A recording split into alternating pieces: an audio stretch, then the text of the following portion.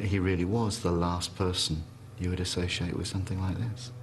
Brian Blackwell had written to his ex-girlfriend Amal from prison, begging to see her. After first refusing, she decided to confront him face to face.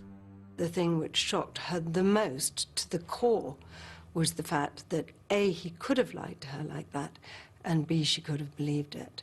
So when she went to see him in prison, that was what she was asking him over and over again. And she describes him as still being in denial. Like him, her coping mechanism is a kind of denial. And there are, I think, underneath that, feelings of guilt that she didn't see the warning signs when she could have done.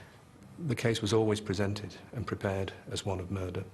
There were sufficient inconsistencies and lies told by Brian Blackwell with his dealings with his family, with the banks, that would enable us to present this as somebody who killed his parents for reasons of financial greed. But prosecutors were faced with a surprise twist when they received the psychiatric reports. The reports concluded that Brian was suffering from NPD, narcissistic personality disorder, which made him obsessed with fantasies of success, power, and brilliance. They said the brutal killings were the result of a narcissistic rage, not premeditated murder.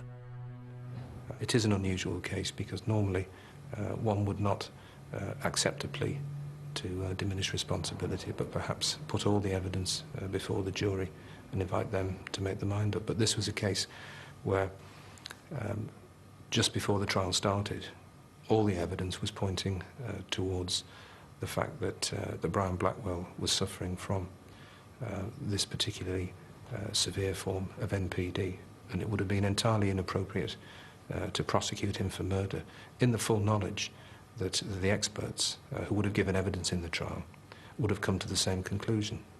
We ultimately don't know what prompted him to kill his parents. There are possibilities which might fit in with his narcissistic personality. The first is that somehow or other the fantasy life that he created collapsed like a house of cards. He was going on holiday. He intended to spend a large amount of money. His parents were not going to permit this. And that this caused such an outburst of rage in him that he became murderously angry and killed his parents at that stage. There is, of course, an alternative possibility, and that would tend to indicate that his personality disorder is actually even more severe than most of the cases that one usually encounters, and that's that he was utterly callous, that this was planned, and that he effectively just dispatched his parents because they stood in his way. But at Liverpool Crown Court, the judge and prosecution team accepted Brian's guilty plea to 2 counts of manslaughter on the grounds of diminished responsibility. It meant Brian Blackwell would not have to face trial by jury. It's very easy to misjudge these killings and to assume what Brian did was cold and calculated, and in fact, all the evidence points to it being precisely the opposite.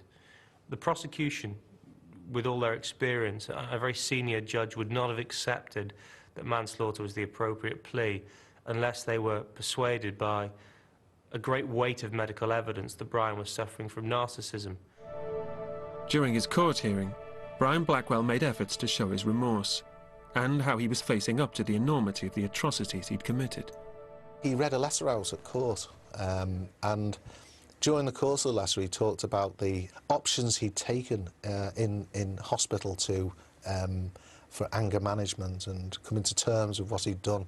But in actual fact, it is exactly what the psychologists predict that he would do, that he would become, as he probably was when free, he would become a model prisoner just as he was a model son. And that would be very difficult for them to distinguish about a genuine attempt to rehabilitate himself and an attempt in actual fact to defraud the parole system. Sentencing him to life, the judge said Blackwell had shown breathtaking callousness in his chilling crime. He told him, "For a son to do this is almost beyond belief. But you are no ordinary son."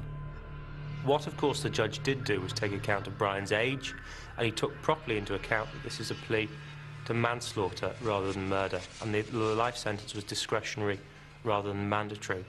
So at the same time, Brian is eligible to apply for parole in 5.5 years' time. And that's a a reasonably short period, because it reflects that should he make significant and sufficient progress whilst he's in custody, and once he's assessed by experienced psychiatrists, if he poses no danger to the public, then there's no reason at all why he shouldn't be released in 5 or 6 years' time. Whether his expectations are that he will be released, I think that's probably something he's actually quite realistic about. The chances are that, if ever, it will be a long, long time in the future.